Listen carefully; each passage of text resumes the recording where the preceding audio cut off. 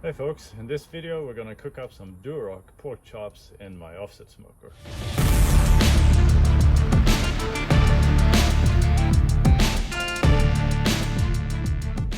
So Duroc, what does that mean? Well, basically it's a breed of pig, and the big benefit for us consumers, of course, is that it's gonna be slightly higher in fat content, and fat is always good because fat is flavor. I found a really good cut at the local butchers. I mean, just check out the fat cap on this. The reason I'm cooking today is because, well, it's a glorious day and why not cook up some good old pork chops. I like pork chops because they're really tasty, and the way I'm going to cook them today is like I do usually, is all 5 in one go. I don't like to slice them up. I think cooking them together is going to make a lot more juicy end result, so that's what we're going to do. So I did a little prep already because I wasn't sure if I'm going to shoot this video today or not, but I decided, well, I really wanted to share this cook with you. So what I did was I applied a dry brine this morning, then I applied my fish bait rub, which is based on lime pepper. I think it's a really good combination with pork. As you can see here, it's all sprinkled already. It's been with the rub on for 1 hour roughly, so it's going to take another hour before I fire up the smoker. But again, it's going to be real good. So the question is, how long is the cook going to take? Because I'm going to smoke it on indirect heat, roughly 240, 250 Fahrenheit. So I'm just going to bring it up to temp until it's done. And done temp for me is 62 Celsius. That's just the perfect pork temp. Now, as you can see, there's a glorious fat cap on it. So the question is, am I going to sear it at the end or not? If I am, I'm going to sear it real quick in the firebox, just like I do with the picanha, which has a similar thick fat cap on it. But it all depends. I'm going to take a look and see when it's done. If it's good enough, then I'm just going to leave it as is. If it needs just a bit of color, I'm going to sear it, but we'll see in the end. Typically, I think it's more likely for me to sear in the end if I'm cooking on a kettle, for example, but when cooking on the offset smoker, the airflow is a lot higher, so that typically means we're going to get a nice charred surface anyway. But we'll see at the end of the cook if it needs searing or not. So I think it's time to pile up some wood and get that fire started. So I got my kindling, I got my splits, and got my favorite matches, so we're ready to fire up the smoker.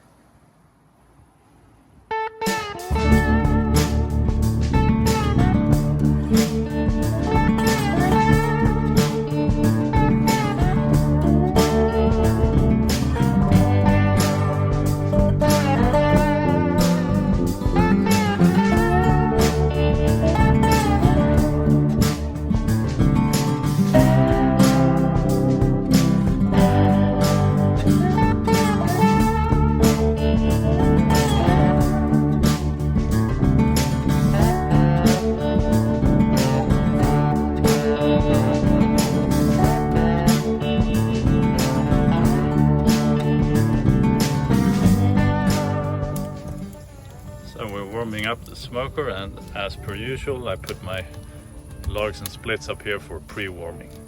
Right, time to get those chops into the smoker.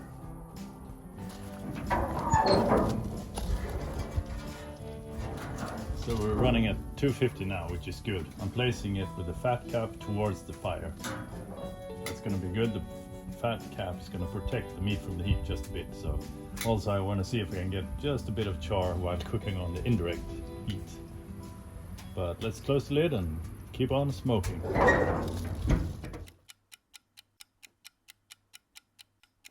Alright, so the smoker's been humming along for 30 minutes, so I think it's time to take a first quick look and see where we're at.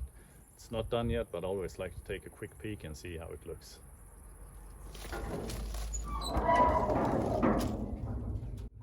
Getting nice color, but not done yet, so another 30 minutes I think. I don't know about you, but I think this calls for a Pilsner. After all, managing with fire is pretty hot here, so need to add some fluid.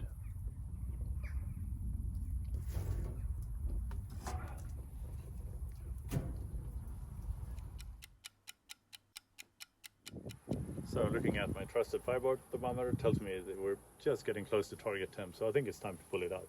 Let's take a quick look and see if we need to sear it or if it's good as is.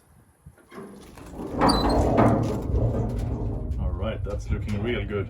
I think I'm gonna leave it as is because that Well, I was gonna say bark, but that fat cap looks really good, so I'm gonna take it as is and just start slicing it up.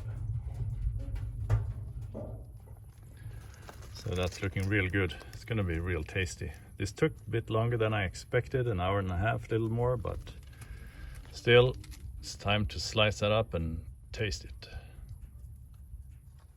Oh man, this is looking good. Ordinarily, I would like to let this one rest for at least 20 minutes, just like it is on the cutting board, but you know, every now and then life gets in between. The thing is, it's late, I'm hungry, so I can't wait, so I'm gonna slice this up and give it a taste, see what it's like. But it sure is looking good. It's moist and juicy. Oh man, it's just dripping. Look at that. Beautiful. Beautiful. See? Talk about juicy. That's the way to do it. Cook the pork chops whole. Man, that's good.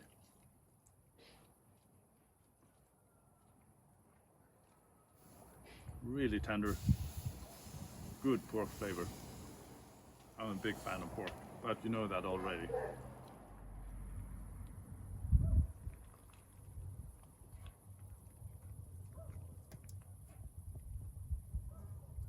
Okay, so those chops turned out pretty good. I'm really happy with the result. As always, I'm super excited about my offset smoker. It's a real champ, just delivers every time, so I'm really excited about it. It's good fun using it.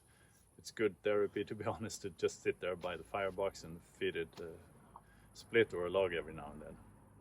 So if you have a chance to try an offset smoker, go ahead and like borrow your friends or whatever, because it's a real fun way of cooking.